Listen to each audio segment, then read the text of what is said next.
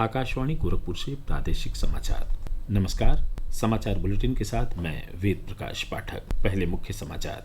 जम्मू कश्मीर के अनंतनाग जिले के पहलगाम इलाके में हुए आतंकी हमले में कानपुर के युवक समेत देश के कई राज्यों से पहुंचे पर्यटक हताहत हुए हैं। पूरे देश में सतर्कता बढ़ाई गई। संघ लोक सेवा आयोग ने सिविल सेवा परीक्षा 2024 के परिणाम घोषित किए। प्रयागराज की शक्ति दुबे ने पूरे देश में पहला स्थान हासिल किया है। प्रदेश सरकार इलेक्ट्रिक बसों की मदद से धार्मिक शहरों की यात्रा कराएगी। इसके लिए 5 चार्जिंग स्टेशन बनाए जा रहे हैं। और लखनऊ के इकाना स्टेडियम में हुए आईपीएल मैच में दिल्ली कैपिटल्स ने लखनऊ सुपर जायंट्स को 8 विकेट से हरा दिया है। अब समाचार विस्तार से। जम्मू कश्मीर में कल दोपहर अनंतनाग जिले के पहलगाम इलाके में अज्ञात आतंकवादियों ने पर्यटकों के एक समूह पर हमला किया। इस हमले में कानपुर के एक युवक समेत देश भर के कई राज्यों से पहुंचे पर्यटकों के हताहत होने की खबर है। यह हमला श्रीनगर से करीब 85 किलोमीटर दूर पहलगाम के बैसरन वन क्षेत्र में हुआ। जम्मू कश्मीर के मुख्यमंत्री उमर अब्दुल्ला ने कहा कि हताहतों की संख्या का पता लगाया जा रहा है और स्थिति स्पष्ट होने पर आधिकारिक तौर पर इसकी जानकारी दी जाएगी। गृह मंत्री अमित शाह ने पर्यटकों पर हुए आतंकी हमले के बाद कल श्रीनगर में स्थिति को लेकर समीक्षा बैठक की। प्रधानमंत्री नरेंद्र मोदी ने फोन से हालात की जानकारी ली और सऊदी अरब की अपनी राजकीय यात्रा रोककर देश के लिए रवाना हो गए। पहलगाम में हुए आतंकी हमले की देश दुनिया के सभी बड़े नेताओं ने निंदा की है और दुख जताया है।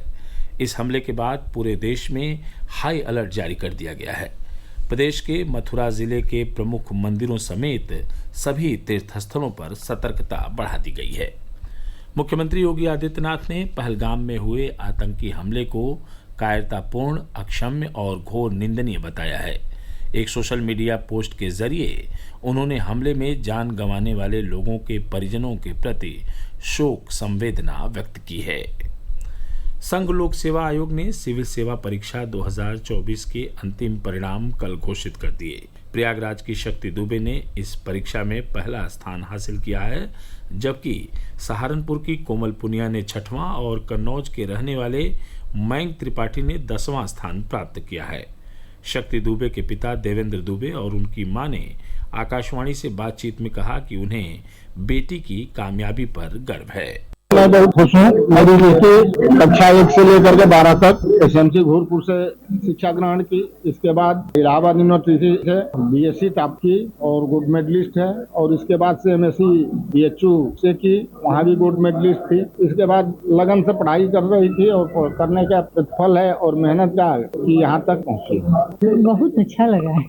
सिविल सेवा परीक्षा में मिर्जापुर में तैनात एसडीएम सौम्या मिश्रा ने 18वां स्थान प्राप्त किया है। जौनपुर के अभिषेक सिंह ने 78वीं रैंक पाई है। हापुड़ के विवेक गर्ग ने 114वीं और कुशीनगर के आकाश राय ने 339वीं रैंक हासिल की है। पीलीभीत के यथार्थ दीक्षित ने 411वां स्थान पाया है।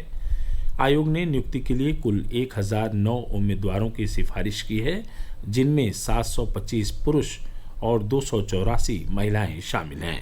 उप मुख्यमंत्री केशव प्रसाद मौर्य कल अयोध्या में संविधान निर्माता बाबा साहब डॉक्टर भीमराव अंबेडकर की जयंती के उपलक्ष्य में आयोजित एक गोष्ठी में शामिल हुए। इस अवसर पर श्री मौर्य ने कहा कि प्रधानमंत्री नरेंद्र मोदी और मुख्यमंत्री योगी आदित्यनाथ बाबा साहब के एक एक स्वप्न को साकार करने का काम कर रहे हैं।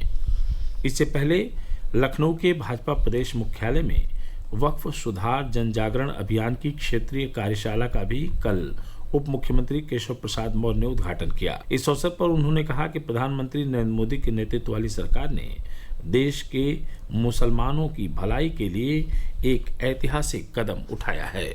तो इस देश के इतिहास में संसद के द्वारा लिए गए ऐतिहासिक फैसलों में से एक है। देश के 90% मुसलमानों की भलाई के लिए है। जो मुस्लिम तुष्टीकरण की राजनीति करते थे, वह भी सबका साथ सबका विकास की राजनीति करें, रास्ता दिखाने वाला यह बिल है।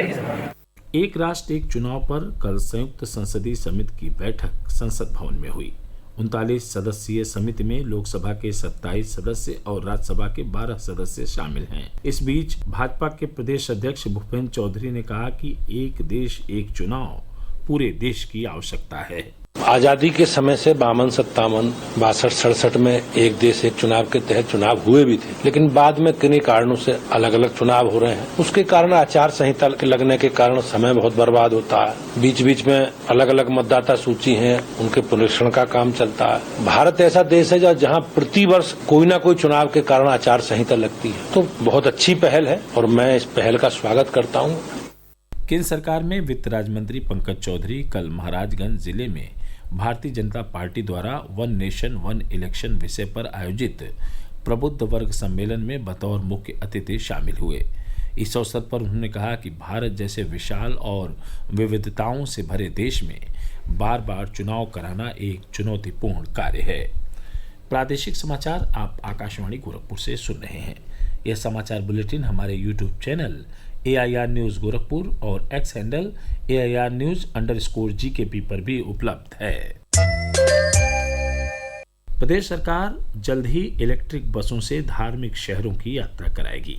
प्रस्तुत है एक रिपोर्ट। धर्म नगरी काशी, तीर्थराज प्रयागराज, रामलला की जन्मस्थली अयोध्या और सोनभद्र का सफर इलेक्ट्रिक AC बसों से होगा। इसे देखते हुए सरकार वाराणसी और सोनभद्र में चार्जिंग स्टेशन बनवा रही है। सरकार की इस पहल से सुगम यात्रा के साथ ही पर्यावरण को भी प्रदूषण से बचाया जा सकेगा। उत्तर प्रदेश राज्य सड़क परिवहन निगम के क्षेत्रीय प्रबंधक परशुराम पांडे ने बताया है कि प्रयागराज रीजन और अयोध्या रीजन से वाराणसी और सोनभद्र के लिए इलेक्ट्रिक बसों का संचालन प्रस्तावित है। इसके लिए 5 चार्जिंग स्टेशन बनाए जा रहे हैं। समाचार कक्ष से विवेक सिंह।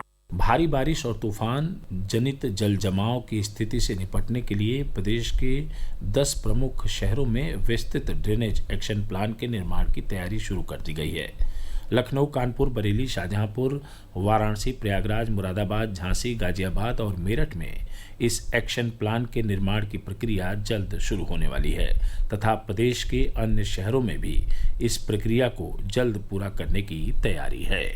केंद्र सरकार में राज्य मंत्री SP सिंह बघेल ने कल मेरठ जिले के मेरठ कॉलेज में वार्षिक पुरस्कार वितरण और सम्मान समारोह में बतौर मुख्य अतिथि हिस्सा लिया। उन्होंने विभिन्न क्षेत्रों में उत्कृष्ट कार्य करने वाले छात्र छात्राओं को सम्मानित किया। इस अवसर पर केंद्रीय मंत्री श्री बघेल ने कहा कि शिक्षा और चिकित्सा समान होनी चाहिए, इनमें कोई भेदभाव नहीं होना चाहिए। उन्होंने प्रधानमंत्री नरेंद्र मोदी द्वारा नई शिक्षा नीति के जरिए किए गए बड़े बदलावों के बारे में भी चर्चा की।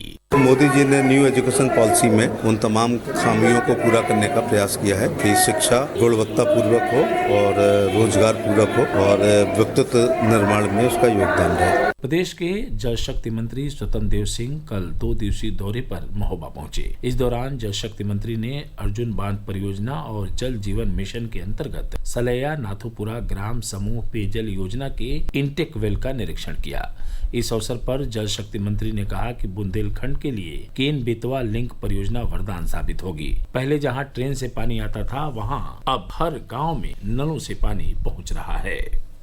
IPL के तहत कल लखनऊ के इकाना स्टेडियम में खेले गए मैच में दिल्ली कैपिटल्स ने लखनऊ सुपर जायंट्स को 8 विकेट से पराजित कर दिया। पहले बल्लेबाजी करते हुए लखनऊ सुपर जायंट्स ने एडन मार्करम के अर्धशतक 52 रनों के दम पर 159 रन बनाए। जवाब में दिल्ली ने 2 विकेट के नुकसान पर 161 रन बनाकर मैच जीत लिया। दिल्ली के लिए KL राहुल ने नाबाद 57 जबकि पोरेल ने 51 रनों की पारी खेली। कैलाश मानसरोवर यात्रा कोविड के 4 वर्ष बाद 30 जून से फिर से शुरू होने जा रही है। यह यात्रा दिल्ली से शुरू होकर चीन में प्रवेश करने के लिए पिथौरागढ़ के लिपुलेख दर्रे से होकर आगे बढ़ेगी। 22 दिन की इस श्रम साध्य आध्यात्मिक यात्रा पर कुल 250 तीर्थयात्री जाएंगे। और अंत में इस बुलेटिन के मुख्य समाचार एक बार फिर से सुन लीजिए। जम्मू कश्मीर के अनंतनाग जिले के पहलगाम इलाके में हुए आतंकी हमले में कानपुर के युवक समेत देश के कई राज्यों से पहुंचे पर्यटक हताहत हुए हैं। पूरे देश में सतर्कता बढ़ाई गई। संघ लोक सेवा आयोग ने सिविल सेवा परीक्षा 2024 के परिणाम घोषित किए। प्रयागराज की शक्ति दुबे ने पूरे देश में पहला स्थान हासिल किया है। प्रदेश सरकार इलेक्ट्रिक बसों की मदद से धार्मिक शहरों की यात्रा कराएगी। इसके लिए 5 चार्जिंग स्टेशन बनाए जा रहे हैं। और लखनऊ के इकाना स्टेडियम में हुए IPL मैच में दिल्ली कैपिटल्स ने लखनऊ सुपर जायंट्स को 8 विकेट से हरा दिया है। इसके साथ ही प्रादेशिक समाचारों का बुलेटिन समाप्त हुआ। नमस्कार।